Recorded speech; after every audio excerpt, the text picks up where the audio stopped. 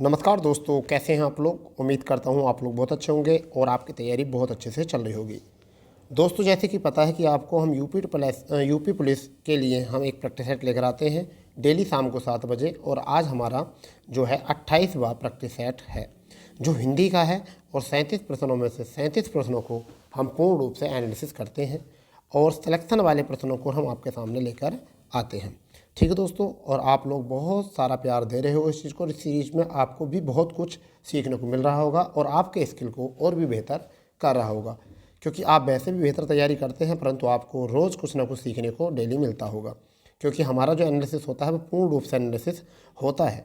ठीक है दोस्तों, तो शुरू करते हैं टैगलाइन के साथ। अपने टैगलाइन है हारा वही जो लड़ा नहीं। ठीक है दोस्तों, तो पहला क्वेश्चन जो है वो हमारा क्या है, सामान्य हिंदी का। थोड़ा जूम कर लेते हैं जिससे कि आपको देखने में कोई दिक्कत ना हो। सामान्य हिंदी प्रश्न नंबर 1 क्या है बेटा। प्रश्न नंबर 1 हमारा देखिए, वृक्ष से पत्ते गिरते हैं, इस वाक्य में कौन सा कारक है। तो अपादान कारक, करण कारक, कर्म कारक और अधिकरण कारक। तो क्या है यहाँ पर, वृक्ष से पत्ते गिरते हैं, तो आपका जवाब मिल गया होगा। ठीक है भाई, तो आपका हो जाएगा यहाँ अपादान कारक। तो इसमें थोड़ी सी बात कर लेते हैं। वाक्य में जिस वस्तु या स्थान, यानी कि वाक्य में जिस वस्तु या स्थान से किसी व्यक्ति या वस्तु का पृथकता का बोध होता है, यानी कि अलग होने का बोध होता है, ठीक है, तब वहाँ पर क्या होता है, आपका अपादान कारक होता है। ठीक है, तो यहाँ से विभक्ति होती है और वृक्ष से पत्ते जो हो रहे हैं वो अलग हो रहे हैं। ठीक है भाई, कारकों की संख्या अगर बात करें तो कुल कारक 8 होते हैं। तो अगर विभक्ति की बात करें तो कर्ता कारक जो होता है वो नई विभक्ति होती है, कर्म कारक जो होता है वो को विभक्ति होती है, करण कारक जो होता है वो से विभक्ति होती है, परंतु वो स्पर्श वाली होती है। इसमें साधन और हित के लिए काम किया जाता है, वो आपकी होती है से। ठीक है, संप्रदान के लिए होता है विभक्ति, अपादान में से होती है। ठीक है, अपादान में भी से होती है। ठीक है, संबंध में काकी के होते हैं। ठीक है, संबोधन में आपका हे होता है और आपके अधिकरण में मे पे पर होता है। ठीक है, इस तरीके से आपको पता होना चाहिए। चलिए बात करते हैं दूसरे प्रश्न की तरफ। दूसरा प्रश्न बहुत प्यारा प्रश्न है। कामायनी के रचनाकार कौन है। पहला ऑप्शन है मैथिली शरण गुप्त, दूसरा है राम नरेश त्रिपाठी, तीसरा है रामधारी सिंह दिनकर और चौथा है जयशंकर प्रसाद। जल्दी बताइए क्या है इनका आंसर। तो मैं उम्मीद कर रहा हूँ कि आप लोगों को इसका आंसर जरूर ही मिल गया होगा। ठीक है, तो इसका आंसर आपका Jaishankar Prasad, option number D. ठीक है, अगर मैं आपको बात कहूँ तो छायावादी युग की ये कविता है। किसकी है, छायावादी। कैसी, छायावादी युग की ये कविता है, सॉरी रचना है। छायावादी के कवि भी हैं। ठीक है, और जयशंकर का अंतिम काव्य जो रचित हुआ था उन्होंने 1936 में किया था। कब किया था, 1936 में करा था अंतिम रचना। ठीक है, किसने, जयशंकर प्रसाद ने।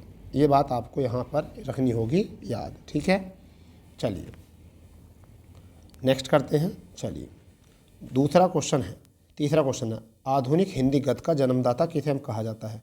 आधुनिक हिंदी गद्य का जन्मदाता किसे कहा जाता है। अमीर खुसरो को, भारत तेंदु को, गंग कवि को, जयशंकर प्रसाद को। बताइए क्या इसका आंसर है। ठीक है भाई, तो किसको माना जाता है, आप बता देंगे। भारत तेंदु हरिश्चंद्र को माना जाता है। किसको माना जाता है भाई, भारत तेंदु हरिश्चंद्र को माना जाता है। इस बात को भी आपको जो है संभाल कर रखना है। ठीक है, भारत तेंदु हरिश्चंद्र कौन है, आपके बारे में, इनके बारे में मैं थोड़ा सा बता देता हूँ। भारत तेंदु हरिश्चंद्र कौन है, ठीक है, क्योंकि आप भी इनके बारे में थोड़ा सा पढ़ोगे तभी कुछ आएगा। ठीक है, तभी कुछ हो सकता है। ठीक है, वरना तो कुछ नहीं होगा। अब भारत तेंदु युग के कवि कौन कौन से थे, पहले ये देखो भारत तेंदु युग के कवि कौन कौन से थे। एक तो भारत तेंदु हरिश्चंद्र थे। दूसरे अगर हम लिखें तो प्रताप नारायण थे। कौन थे, प्रताप नारायण थे। ठीक है, और लिखोगे तो बालकृष्ण मिश्र लिख सकते हो। क्या लिख सकते हो, बालकृष्ण मिश्र लिख सकते हो। और जगमोहन सिंह भी लिख सकते हो, या अयोध्या सिंह उपाध्याय हरिओद भी लिख सकते हो। अयोध्या सिंह उपाध्याय हरिओद ये भी लिख सकते हो। ठीक है भाई, हाँ, किशोरी लाल भी लिख सकते हो, किशोरी लाल। और एक और लिख लो, बहुत इंपॉर्टेंट है, बाल मुकुंद गुप्ता। क्या लिख सकते हो, बाल मुकुंद गुप्ता। ठीक है, क्या लिख सकते हो, बाल मुकुंद गुप्ता लिख सकते हो। ठीक है भाई, तो इतनी बात आपको यहाँ से याद रख लेनी है। चौथे की अगर हम बात करें तो चौथी प्रश्न क्या है यहाँ पर, चौथा प्रश्न क्या है, चौथा प्रश्न है, यह मूंग और मसूर की दाल। यह मूंग और मसूर की दाल लोकोक्ति का अर्थ क्या है। मजबूरी में आमदनी सब कुछ करता है, केवल ऊपरी दिखावा, पुराना गौरव समाप्त, अपनी औकात से बढ़कर होना या करना। इस तरीके से कुछ क्वेश्चन है ये। तो इसमें क्या होगा, जब कोई अपनी औकात से बढ़कर या होने की बात करता है तो उसे हम क्या कहते हैं, उसे कहते हैं यह मूंग और मसूर की दाल है। ठीक है भैया, ठीक है, चलिए 5वें प्रश्न की तरफ चलते हैं। बहुत प्यारा प्रश्न है 5वां। दिनों का फेर होना, दिनों का फेर होना मुहावरे का अर्थ क्या है? अजीब हालात होना, बहुत जल्दी जल्दी होना, भाग्य का चक्कर, दिन काटे ना कटना। दिन काटे ना कटना, ठीक है, दिन काटे ना कटना, ये जल्दी आएगा, आपको एग्जाम में पता होना चाहिए। ठीक है, तो इसका आंसर कौन सा हो जाएगा? 5वें का आपका आंसर हो जाएगा सी, भाग्य का चक्कर। कहते हैं भैया सब ये भाग्य का चक्कर है, दिनों का फेर है।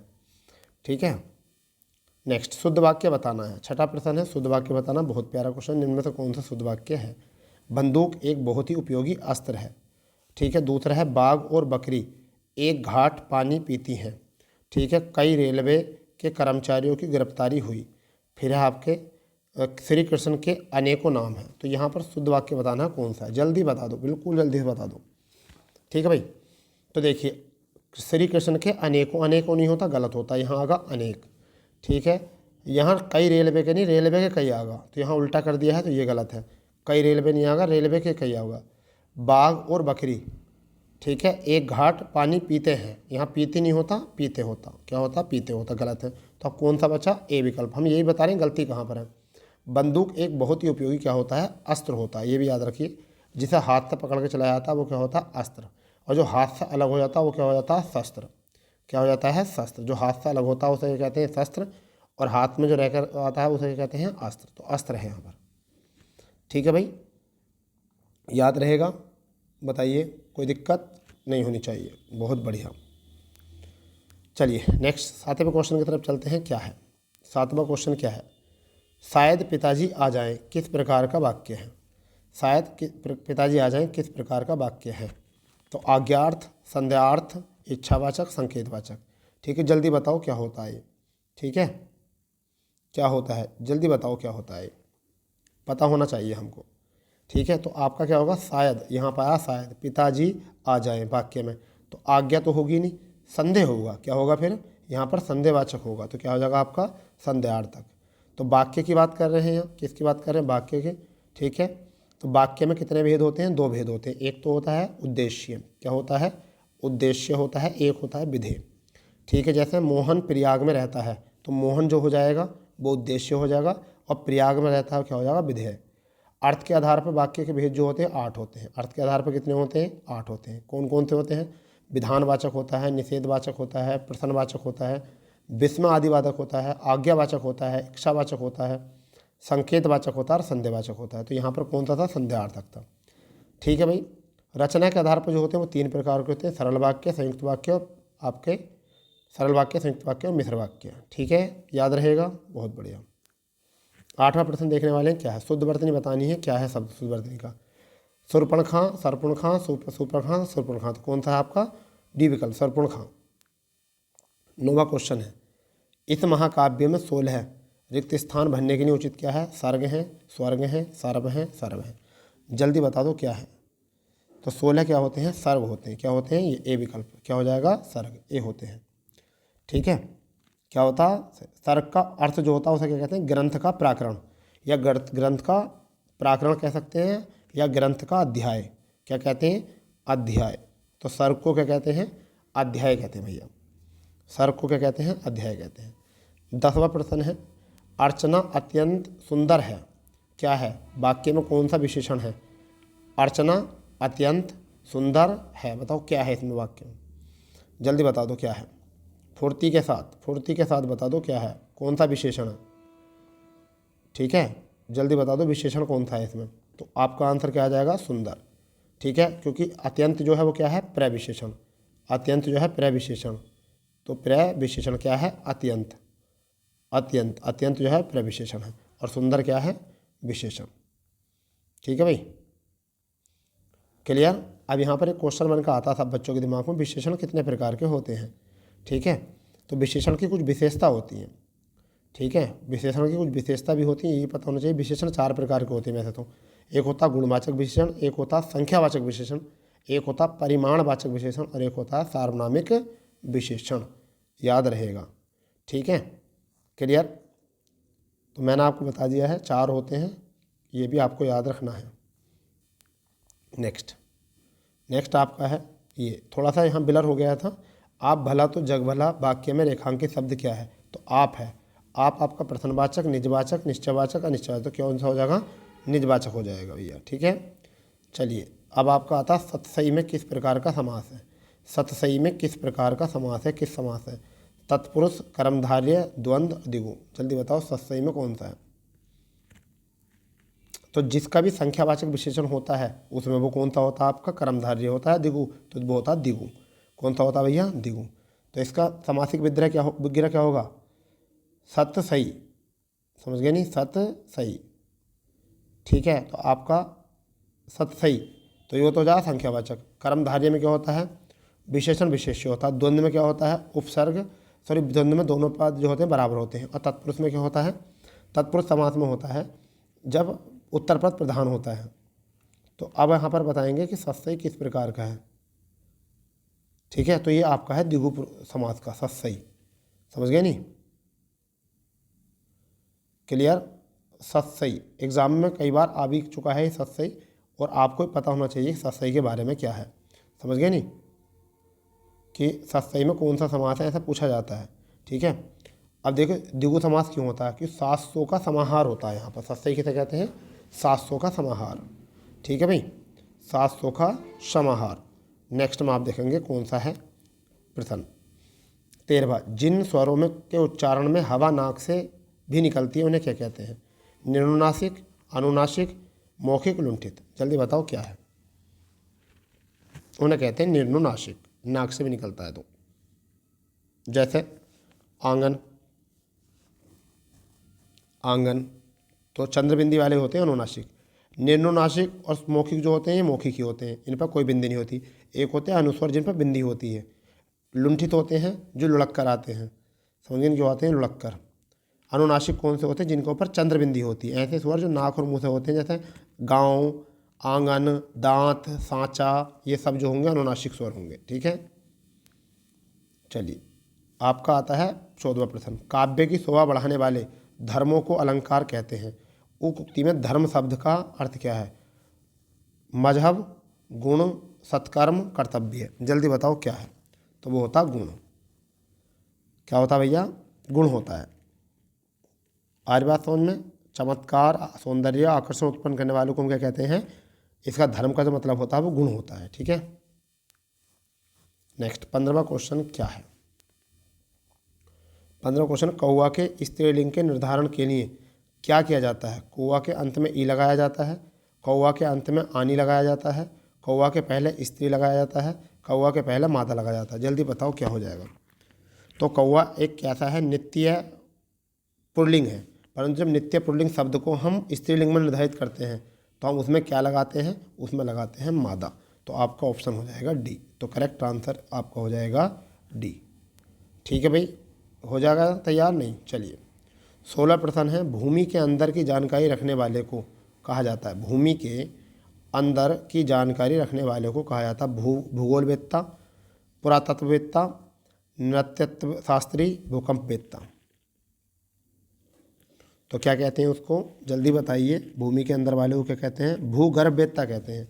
अब भूगर्भवेत्ता है नहीं इसमें, तो क्या लगाएंगे? भूगोलवेत्ता लगा देंगे। क्या लगा देंगे? भूगोलवेत्ता। वैसे इसका सही जो होता है वो क्या होता है? भूगर्भवेत्ता। भूगर्भवेत्ता होता है।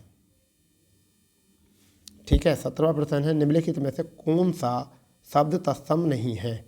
तत्सम नहीं है ये बताना है। नरक, स्वर्ग, खग या पुहुमी। ठीक है, जल्दी बताओ।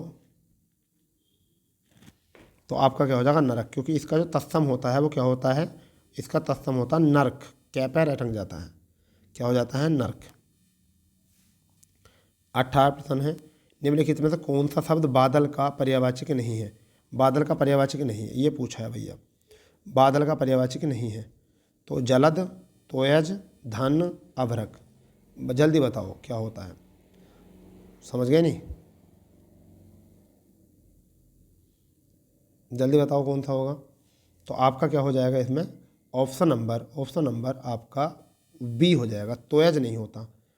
समझ गए नहीं? तोयज नहीं होता। जलद भी होता है, धन भी होता है, अभ्र भी होता है। बादल को और लिख लो, कोई और लिखना चाहो तो।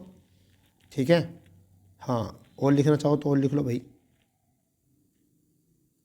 ठीक है, बादल का ठीक है, क्या होते हैं? जलधर होता है, मेघ होता है, अब्र होता है, धर होता है, बरिधर होता है। फिर यहाँ पर जब तोयज आया है तो ये तोयज किसका है, ये भी तो पता होना चाहिए। ये तोयज जो है वो किसका है? तोयज किसका पर्यायवाची है? ठीक है, ये भी तो उसने पता होना चाहिए। ठीक है, तोयज किसका पर्यायवाची? आपको जवाब दो जल्दी जल्दी। तोयज जो होता है, हाँ जी, क्या होता है तोयज? हाँ, जो जल में उत्पन्न होता है उसे हम क्या कहते हैं? तोयज कहते हैं। Very good. क्या होता है जल में? जैसे शैवाल या जलीय वनस्पति। इसे हम शैवाल भी कह सकते हैं, शैवाल भी कह सकते हैं और जलीय वनस्पति भी कह सकते हैं। ठीक है, तोयज। कमल को भी कह सकते हैं, कमल भी कह सकते हैं, कमल भी कह सकते हैं तोयज। ठीक है, हाँ बढ़िया। 19वां प्रश्न है, स्वर्ग शब्द का विलोम है। बेकुठ, देवलोक, नरक, परलोक। क्या होगा? तो वो हो जाएगा नरलोक। नए नरक या नरलोक। ठीक है भाई, बहुत बढ़िया बहुत बढ़िया। 20वां क्वेश्चन क्या है? 20वां क्वेश्चन है, नेकी कर दरिया में डाल। लोकोक्ति का उपयुक्त अर्थ है। नेकी कर दरिया में डाल लोकोक्ति का उपयोग करता है। मदद करके मदद की उम्मीद करना, उपहार करके उपहार की बात को भूल जाना, घृणा के बदले प्रेम या कष्ट है का परोपकार करना। तो इसका मतलब होता है आपका बी विकल्प, यानी उपकार करके उपकार की बात को भूल जाना।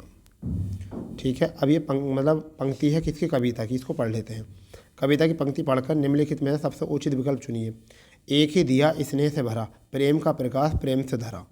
ठीक है, प्रेम का प्रकाश प्रेम से धरा। झिलमिला हवा को तिलमिला रहा, ज्योति का निशान जो हिला रहा, मुस्कुरा रहा है अंधकार पर, यह मजार है किसी शहीद का।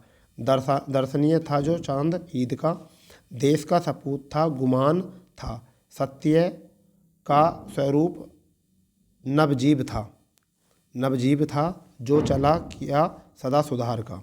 ठीक है, अब देखो यहाँ पर क्या है? हवा क्यों तिलमिला रही थी? दिए के जलने से, दिए के निरंतर जलने से, दिए के स्नेह से, अंधकार होने से। समझ गए नहीं?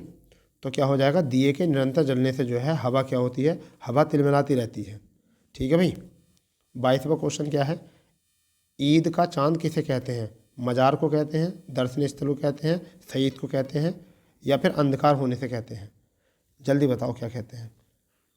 तो किसे कहते हैं? शहीद को कहते हैं, शहीद को। ईद का चांद। तो ये तो हो चुका है। 23वां क्वेश्चन, शहीद की कौन सी विशेषता बताई गई है? वह सच्चा इंसान था, वह तलवारबाजी में निपुण था, ईद के दिन पैदा हुआ था, वह अपने ऊपर बहुत घमंड था। ठीक है भाई, जल्दी बताओ कौन सा हो जाएगा? क्या था? वह सच्चा इंसान था। क्या था? सच्चा इंसान था। 24वां क्वेश्चन है, कविता में अंधकार शब्द का मतलब क्या है? तुम, रात्रि, बुराइयाँ, चुनौतियाँ। किससे होता है? जल्दी बताओ। बुराइयों से होता है। ठीक है। 25वां क्वेश्चन क्या हो जाएगा? दर्शनीय शब्द में प्रत्यय है, य, निय, ई, आय। तो क्या हो जाएगा? ई, दर्शनीय। क्लियर? हाँ या ना? जल्दी बता दो। चलो 26वें क्वेश्चन पर चलते हैं। 26वां क्वेश्चन क्या है? ठीक है, 26वें क्वेश्चन पर चलते हैं। 26वां क्वेश्चन क्या है? बहुत प्यारा क्वेश्चन है, बहुत अच्छा क्वेश्चन है। देखिए, कामदेव का पूछा है यहाँ पर। कामदेव का क्या है? कामदेव का पर्यायवाची शब्द कौन सा है? सरोज, उरोज, मनोज, पाथोत। समझ गए नहीं? तो आपका हो जाएगा मनोज। ठीक है। मदन, मनोज, मार, मकर ध्वज। लिख लो, लिखना चाहो तो। मदन, मनोज, मार, मकर ध्वज, मनोभव, पंचसर, इसमर, मनसिज, मनमथ, मीन केतु। सभी किसके होते हैं? इसी के होते हैं। समझ गए नहीं? सरोज किसका होता है? आपको पता होना चाहिए। सरोज जो होता है कमल का होता है, तथा उरोज जो होता है, उरोज वो किसका होता है? स्तन का होता है। किसका होता है? स्तन का। ठीक है भाई, याद रखना है आपको। अग्रज का विलोम शब्द है अक्षत, अतुल, अनुज, अटल। बताओ क्या है? अग्रज का मतलब होता है बड़ा और अनुज का मतलब होता है छोटा। अग्र मतलब पहले जन्मा, अनु मतलब बाद में जन्मा। तो ये होता है जयमाने होता है जन्मा। तो आपका आंसर हो जाएगा सी विकल्प। ठीक है भाई, बहुत बढ़िया, बहुत ही बढ़िया। हाँ, दीर्घायु का जो होता है, अब देखो नीचे देखा दीर्घायु, दीर्घायु का विलोम क्या होता है, तो दीर्घायु का विलोम होता है अल्पायु। क्या होता है? अल्पायु।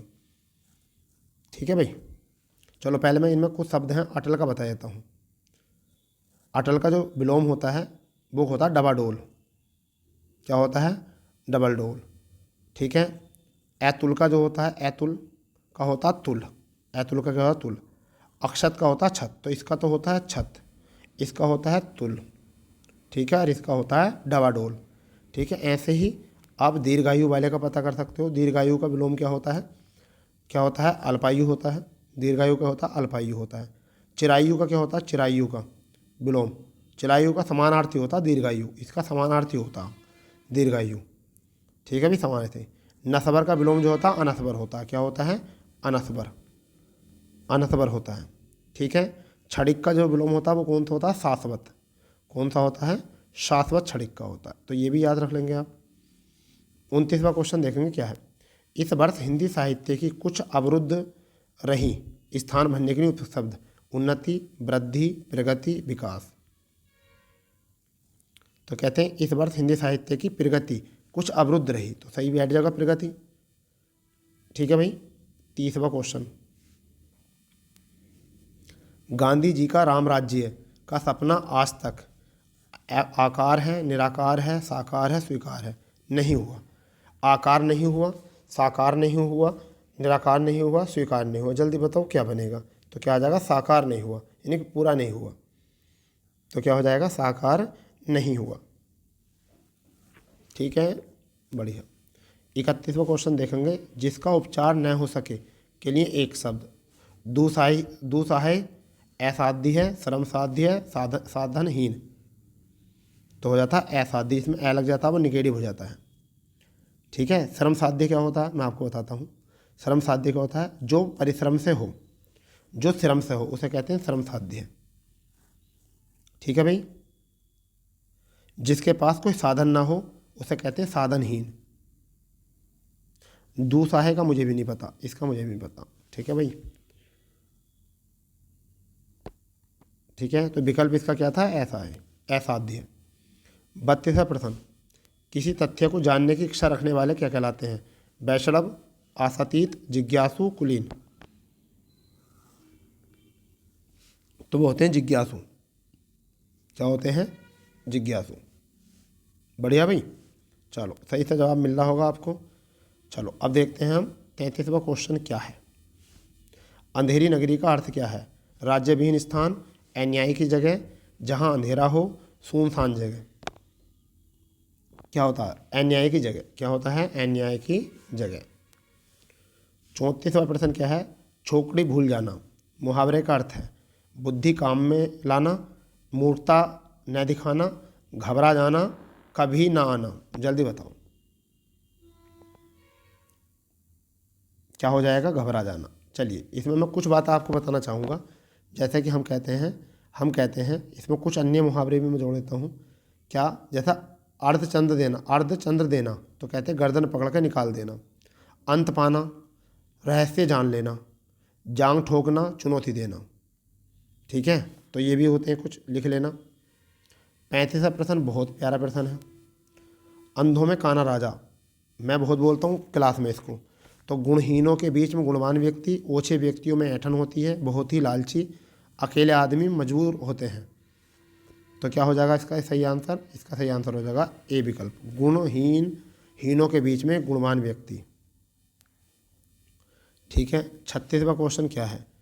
सलमा घर जाती है वाक्य में क्या है? सरल वाक्य, निषेधात्मक वाक्य, आज्ञार्थक वाक्य, इच्छावाचक। जल्दी बताओ। तो ये क्या हो जाएगा? सरल वाक्य हो जाएगा। फिर कैसा हो जाएगा? सरल वाक्य। नेक्स्ट 37वां। निम्नलिखित में संयुक्त वाक्य का चयन कीजिए। संयुक्त वाक्य का चयन कीजिए। तो आप बताइए कि आपकी समस्या क्या है। मैं तुम्हारे साथ व्यापार करना चाहता हूँ। उसने खाना खाया और सो गया। परिश्रम करके सफलता मिली। जल्दी बताओ क्या है इसका? तो जिसमें और, किंतु, परंतु आते हैं वो आपका क्या होता है? मिश्र वाक्य होता है। जिसमें काकी के आते हैं उसमें क्या होता है? मिश्र वाक्य होता है। तो ये तो हो गया मिश्र वाक्य और ये हो गया आपका संयुक्त वाक्य। तो ये भी आपका क्या है? सरल वाक्य। ये भी आपका क्या है? ये समस्या, अच्छा, परिश्रम करके सफलता प्राप्त करो, तो ये भी आपका मिश्र वाक्य हो जाएगा। क्या हो जाएगा? मिश्र वाक्य। तो ये आपका हो जाएगा संयुक्त वाक्य, सी, ऑप्शन नंबर सी। ठीक है बेटा।